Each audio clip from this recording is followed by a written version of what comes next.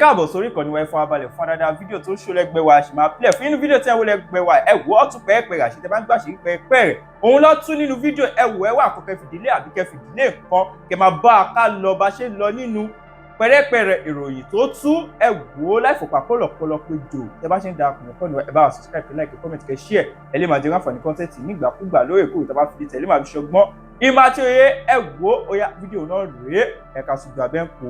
Tinubu àwọn northern àti yarí wọn ní ó dà pé tí dandan tí Tinubu bá ṣe second term Nigeria máa pé yes Tinubu's re-election may put an end to Nigeria yes jasare débẹ̀ pa.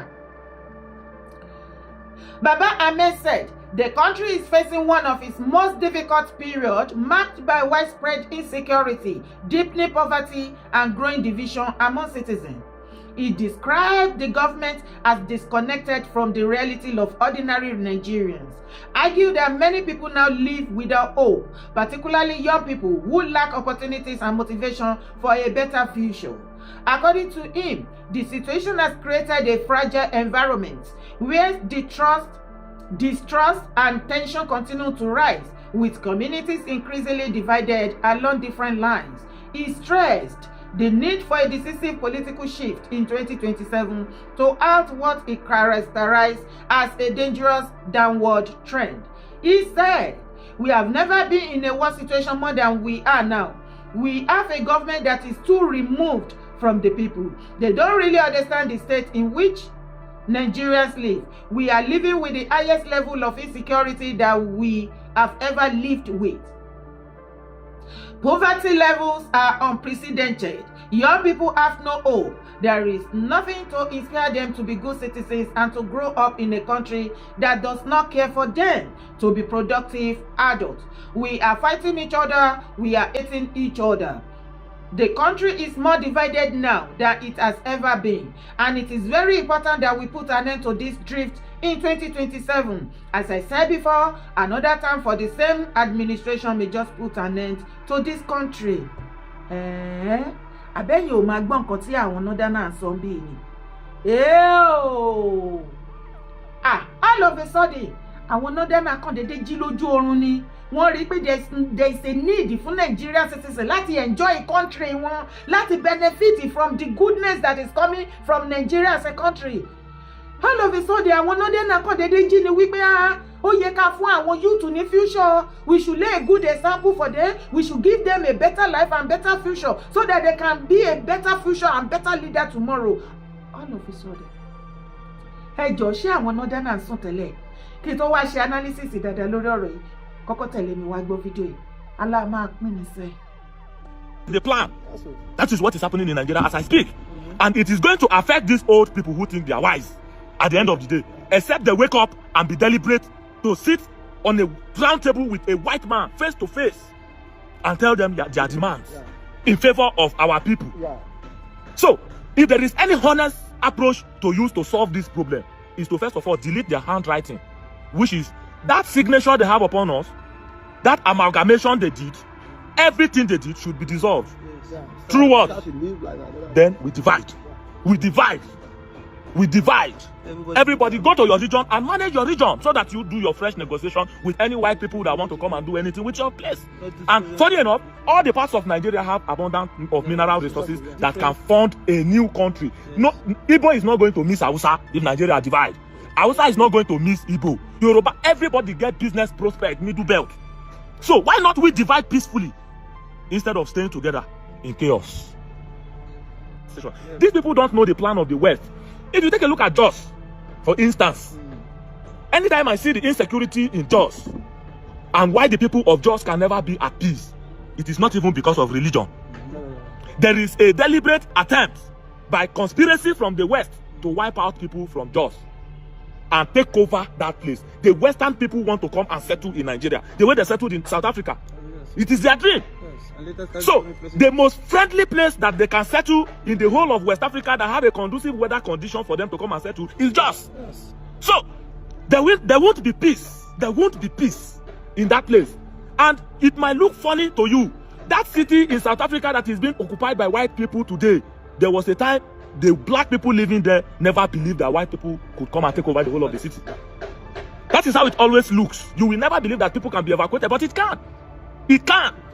Evacuation is very, very gradual, and it will happen in the next 100 years, in the next 200 years, in the next 300 years. If they tell you that there were black people in Jos, you will not believe it. And those fools fighting, they thought they are fighting and retaliating over religion, but they will just come and wipe all of them out and claim it is terrorists, it is bandits, it is Boko Haram. Then further, they will say they want to come and cry, they want to come and clean up the place, they want to come and do a resettlement. Before you know, that rebuilding is the taking over of that place. And I have an evidence of this. People are being displaced. Villages are being displaced. Which means if somebody is living, as I speak with you, people don't get village again. Some people there in Nigeria now, they don't get village. They don't get say, I won't go back to village. They don't get. If they come to a village, they see where they bury their forefathers, where their palace, everything burnt down. And the men killed and the rest of them scattered. So before one person go stay for an anti place for Lagos, another person go stay for different hang around where they don't go hang. What is that they call them? IDPs. If they stay at IDPs, I bet you that village can never come back as that village again. So before you know, they will not do as if they have made peace for there and people should return. They will bring the new settlers. Amalgamation ti kú ó ti expired. Ṣùgbọ́n àwọn Nigeria leaders and elders, àwọn ni wọ́n ṣì insist wípé even amalgamation yẹn kó kú still ní pín, because tí amalgamation according to what they wrote there, tí ó bá ti jẹ́ iye after that so years, any other tribe tó bá free láti kúrò tí ò fẹ́ jẹ́ one Nigeria can as well move on. Ṣùgbọ́n because they are benefiting from it, wọ́n kọ̀, wọ́n jẹ́ kí nǹkan tó ṣẹlẹ̀ kó ṣẹlẹ̀. Ṣé wá rí níbi tá a bá dé iṣẹ́? Mo ní ara ò ní rọ, kò ní rọkù, kò ní rẹ̀dì yẹ gbogbo yín níṣẹ́. Àárín yín ò ní kún, ẹ máa fà á já. Northerner pẹ̀lú bàbá Tinubu ẹjọ́ máa fà á já ní. Ọ̀rọ̀ ni ò ń yé Yorùbá bọ̀rọ̀. Ẹ fà á já bàbá, ẹ má gbà fún wọn. Ẹ má gba àbọ̀ lọ́wọ́ wọn torí àwọn go ready àti fún yín lódindi. Ibi tí solution wà nìyẹn. Nígbà tí Tinubu ò bá ti gbàbọ̀ lọ́wọ́ wọn, tí Northerner náà ò dẹ̀ ready àti fòdindi sílẹ̀ fún.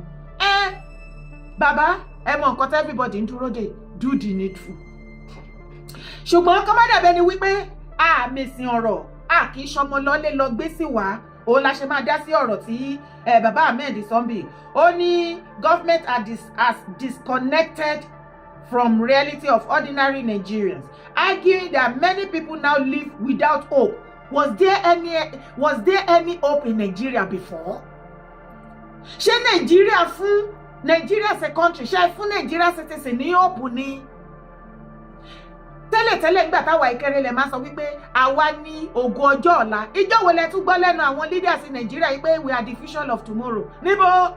Ṣé future of tomorrow tó tẹ pátá? Ṣé future of tomorrow tí wọ́n ti tó jẹ́ pé egbòogi olóró ni wọ́n mu nígbà tó ti wà frustrated? All of a sudden, Northerner kan dédé jí ni wípé ó yẹ kí Nigerians kí wọ́n ní hope, ó yẹ kí àwọn politicians kan fún Nigeria ní hope. Can you imagine? From the northern people, ó tún continue bí àwọn ibì kan wà tí mo ní fẹ́ address. They don't really understand the state in which Nigeria live. We are living with the highest level of insecurity that we have ever lived with. Yes, created by the Northerner, you yourself. When the Northerner are coming out shamelessly, granting interview up and down, yanni shit, believing that Nigerians of yesterday are still the same today. Hello, the Northerner should wake up from their slumber and face their reality. Power must change hand. You see that political power that is hungry you, that you want to pine yourself because of it, is never coming to you back again. That is the major problem you are fighting Tinubu right now. It is not because only insecurity or economic. Of course, yes, economy in Nigeria man a problem. When there is insecurity, what are the things causing insecurity in Nigeria that the Northerner are shouting under Tinubu's regime, as if it did not happen the same way under Buhari, their brother? What happened? Kí ló ṣẹlẹ̀? Àwọn wo ló create insecurity? Are they not the same set of these Northerner people? Yorùbá mo ní ẹjẹ́ agbọ́mọ́ tínú wa. If Northerner are coming out wípé they have never experienced insecurity like this, látẹ̀yìn wá pé ó ti pọ̀jù ní ọ̀dà ìjọba Tinubu, ta ló ń ṣe? Ẹ jẹ́ ká bèrè kí ni àwọn wo gangan ni wọ́n ṣe Are they not the same set of people? Àwọn náà polóko kó wájà, àwọn náà polè kó wájà, sorry, àwọn náà polóko kó wá mú. Can't you see their game? Ó ní mo ṣe rí sọ fún ẹ̀yin ìran mi wípé ẹ jẹ́ agbọ́mọ́ Tinubu wa, ìwọ tó ń bínú sí Tinubu you can continue. Ṣùgbọ́n pé kẹ́mi báyìí inherit ọ̀tá yẹn, èmi ò ní ṣe, ilẹ̀ bàbá mi ni mo ló yà sí. Òtítọ́ tó dé wà bẹ́ẹ̀ tó yẹ kí wà tèmi jọmọ̀ láì fi gbákọ̀bọ̀kan nínú pẹ̀lú àbòsí tí ọ̀pọ̀lọpọ̀ yín láìkì láti máa ṣe ká mọ òtítọ́ tó wà ńlẹ̀ ká máa ṣe torí pé a hate ẹni yẹn ká máa ṣàṣìṣọ pé òótọ́ ni mi ìkọ̀ṣà láìkì ẹni tó bá wá expect pé mi ni máa wá bá ẹ sọ yẹn síta. No.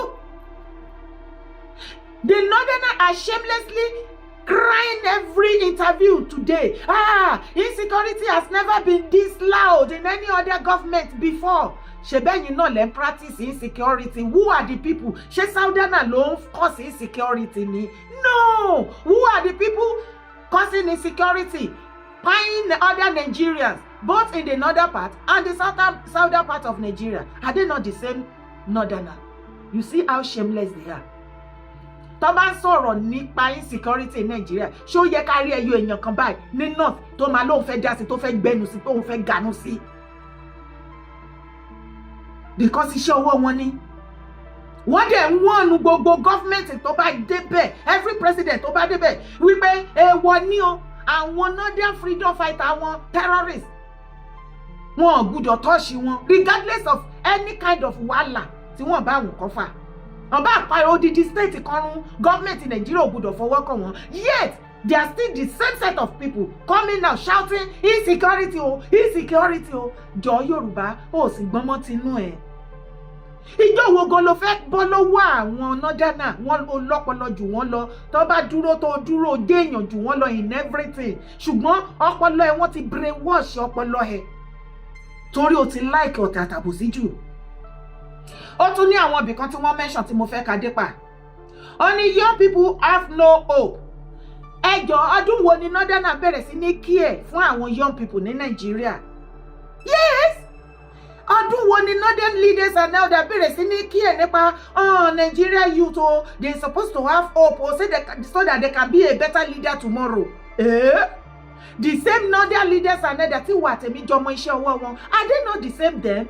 The northern leader that changed this Nigerian masses in the northern part of Nigeria, change their life and turn it upside down. The northern leaders wọ́n fún àwọn masses wọn ní northern part of Nigeria ìgbésí ayé méjì. Northern leader offered northern masses two different future, two different hope. You see the kind of hope you are shouting now for the younger people. We the Southerners, we are not expecting that from you, because the only two hope you gave your masses in northern part of Nigeria are alimajiri and terrorism. Right from their birth,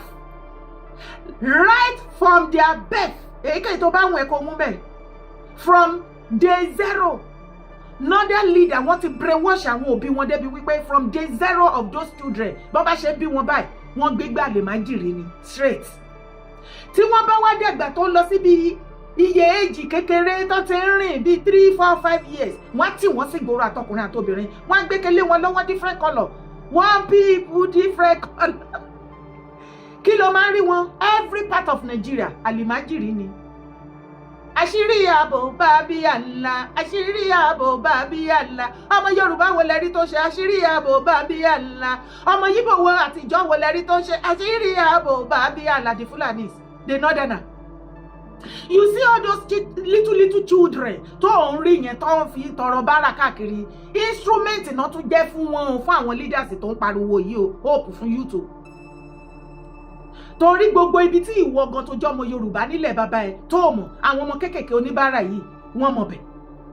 Àwọn ni wọ́n ń lò tá ń mú information gbogbo ibi tó máa rìn sí everything tá ń lọ padà fún wọn ní report. Tó bá wá dé àgbà later tó ti ń wọ bí 11, tó ti ń wọ bí 15 upward, wọ́n á kó àwọn ọkùnrin wọn, wọ́n á recruit wọn sí terrorism. Is that the hope the Northerners are talking about here? They are referring to? Because if you want to, wọ́n lẹ́ni tó bá máa dáṣọ fún ni Yorùbá, kí ló wí? Àkọ́kọ́ rí tọrùn ẹ̀. àrí bẹ́ẹ̀ ṣe bá yé àwọn youth yín jẹ́ ní north. They don't have future. They don't have today, tomorrow. Nothing for them. They are useless. Ìwásáyé wọn já sí asán àti òfò. Ó la ṣe pariwo fẹ́yìn ọmọ Yorùbá. Ẹ̀gbọ́n mọ́ tẹnu yín. Ṣé you see the game? Àwọn ni wọ́n máa dá wàhálà alẹ́. Àwọn náà tún máa wá nǹkan tó máa yí lé lórí wípé alágbẹ́já ló ṣe o. Àwọn dẹ̀ ní ìwèrè. Ìyẹn ni kọ́kọ́ o. Ó ní poverty level as unprecedented. Your people have no hope. There is nothing to inspire them to be good citizens and to grow up in a country that does not care for them to be productive adults. Of course, you gave them alimajiri and terrorism in the northern part of Nigeria. But we in the south, we have never been like you, and we will never be. We adopted Western education. We try to learn basic something like iṣẹ́ ọwọ́. You understand? Gbogbo àwọn oríṣiríṣi nǹkan là ń engage ara wa èèyàn tí ò kọ́ṣẹ́ owó ṣe business and so on and so forth. But in other part of Nigeria, ìgbà lè máa ń jìrì. Ẹ rí odidi governor a máa empower àwọn èèyàn ẹ̀ ní north pẹ̀lú detergent omo tó fi fọṣọ sachet kan tó máa lọ sínú store tó máa rà fúnra lára ẹ̀. Òun náà fi empower àwọn youth. The same youth tó ń sọ wípé poverty ti yí lé fún. Ṣé Tinubu ló kọ̀ sí ẹ̀? Ṣé Tinubu ló kọ̀ sí ẹ̀? Ṣé iṣẹ́ ọwọ́ Tinubu ni? Only we are fighting each other, we are hating each other. Okay o. If tó bá jẹ́ wípé only fighting each other and hating each other is just the only thing, it could have been more better. Ó jẹ́ ọ̀rọ̀ ẹnu lásán la fi ń takora wa. But the same northerner that are saying under Tinubu's regime, we are fighting one another, we are more divided than before. Who is dividing us? Is it Tinubu regime? Or the Fulani Caliphate, the Sokoto Caliphate, the Northern Caliphate? Are they not the one dividing us? By firing us. Àwọn ni wọ́n pa wá. Sórí gbogbo àròyé ẹjọ́ òfò àtàdánù tí wọ́n kà sí ibibẹ̀ yẹn. Wàá rò wípé bí a torí àǹfààní títí ẹni irọ́ ni. Torí wọ́n rí wípé bí power ṣe ń lọ bí Tinubu ṣe múra kankan. Wọn ò mọ godfather, kò sí kankan tá lè fi mú mọ́lẹ̀. Owó, property, anything. Kò ní ìdí kankan extra lọ́dọ̀ wọn. Wọ́n wá wò wípé àní tó bá ṣe second time there is possibility pé kò ní gbé power, political power padà wá sọ́dọ̀ wọn mọ́. This is their headache. Yorùbá wake up ẹ̀gbọ́n. Èmi dẹ̀ ń support bàbá Tinubu lórí eléyìí. Bàbá Tinubu political power má jẹ́ ó padà, ẹ má jẹ́ ó padà sí northern part. Ẹ jẹ́ kó remain in south. Now for you to understand what I am trying to explain ni wípé wo iye ọdún tí power tí àwọn northerner tí wọ́n ti share sí political power Nigeria tó wà mọ́yà, wọ́n move anything, wọ́n create anything, kò sí kankan tó ṣẹlẹ̀ because they are not born with it. Kí ló mọ̀? Wá wo iye ọdún yẹn tí wọ́n ti ń fi divide and rule wá lọ oríṣiríṣi tó ti hàn léṣe lé àwa southerner tá a dẹ̀ ń fìyà yẹn tá à ń jẹ tá à ń mú mọ́ra a ṣáà ń roast nínú ẹ̀ a dẹ̀ ń struggle ní a dẹ̀ ń survive. Kò tí ì pé 4 years tí power changer the table now turn to their own side. That divide and rule tó ń lò fún ìwà àtẹ̀mí nílẹ̀ yìí ní south. Tinubu wá kọjú ẹ̀ sí wọn nísìn. Wọ́n wá sunkún. Any northern leaders or elder political stakeholder or whatsoever tó bá come online granting interview vomiting rubbish. Ẹ̀yin mú, don't listen to them. Nǹkan tí Tinubu ṣe fún wọn tó ti ṣe fún south tẹ́lẹ̀ òun ló pa wọ́n gbé. Wo iye ọdún táwa ti ń jìyà lọ́wọ́ wọn. Kò tí ì wọ 4 years tán fi tán wọn lẹ́nu wò. Wọ́n ti fẹ́ kú, ẹ̀mí wọn ti fẹ́ pin. All of a sudden wọ́n mọ̀ pé yes, àní láti pé tí Tinubu bá win second term. Ẹ jẹ́ a pín ilé là ń lọ àṣemọ́. Àbí kí lẹ́yìn mi? Ṣé mo ti àṣìjú ni? Ẹ̀yin náà lẹ́níjọ́ tó bá ká mi lára èèyàn máa ń dìkú kùjọ ká mi lára ni. Ìgbésí ayé ìrọ̀rùn ká mi lára fún ìran mi ni.